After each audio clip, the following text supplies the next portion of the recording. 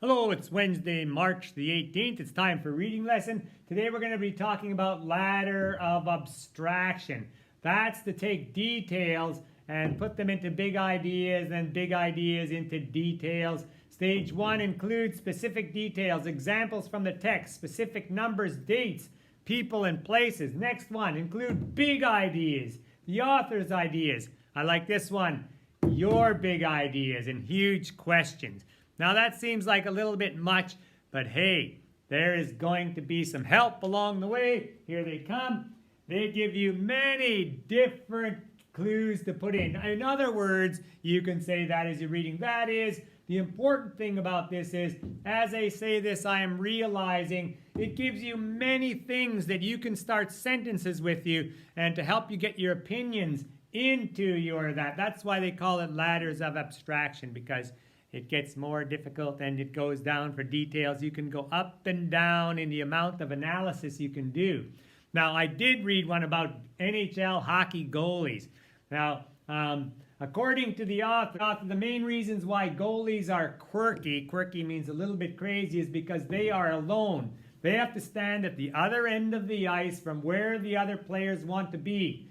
They are jumpy from having frozen rock hard pucks drilled at them at 100 plus miles per hour. That's about 160 kilometers an hour. Most people run away from that sort of things, but goalies have to jump in front of it. It makes them very jumpy. Lastly, they are the last line of defense. If any other player makes a mistake, it is usually forgotten. But if the goalie makes a mistake, then a red light goes on and 30,000 people start screaming, not including TV land, which makes it millions of people. Can you imagine, just because that little black puck goes past you, roar, and they're screaming, lights flashing, sometimes they even shoot off fireworks, just because you failed. Anyway, that makes them a little bit crazy. As I say this, my big ideas come from when I went to a Stanley Cup final game. The tension in the building was so thick you could cut it with a sharp knife. You couldn't cut it with a sharp knife.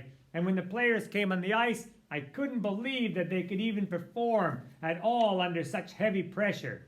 I even thought of my family at home watching the game, especially when my team scored.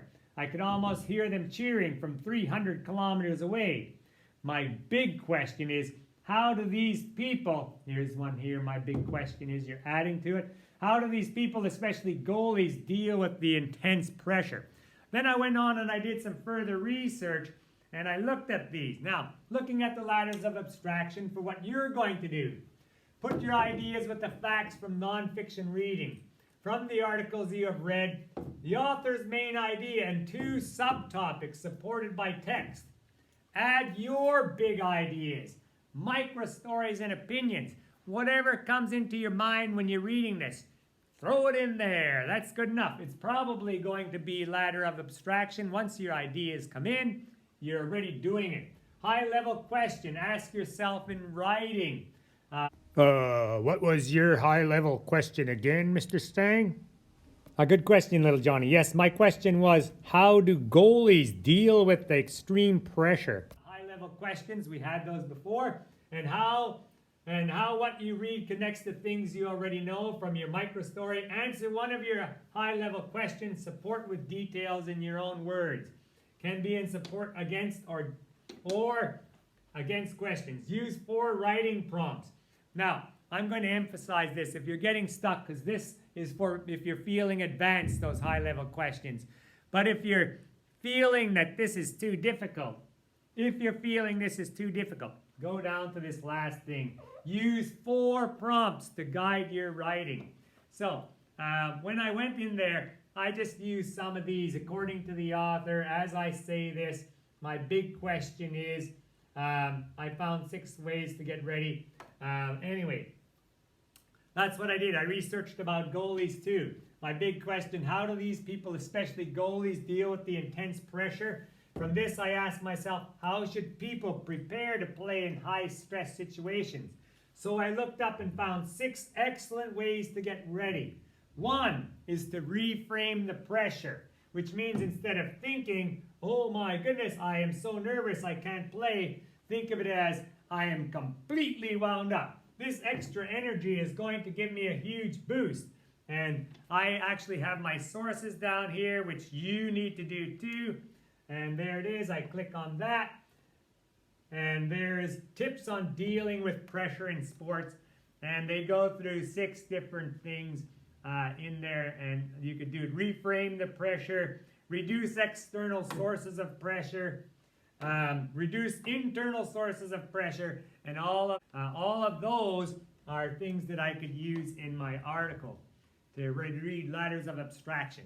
Now again, it sounds like a lot, and this is going to be the last reading assignment, and you're going to probably try to work on this during the holidays as well. Unfortunately, as I said, we've run out of time, but ladders of abstraction, I'm going back to these ones here.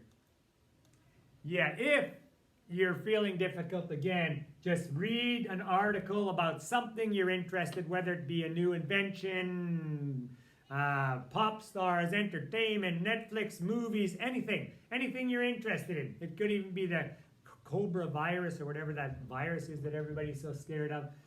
Then just use some of these to add comments to it and write about it. That would be the simplest thing.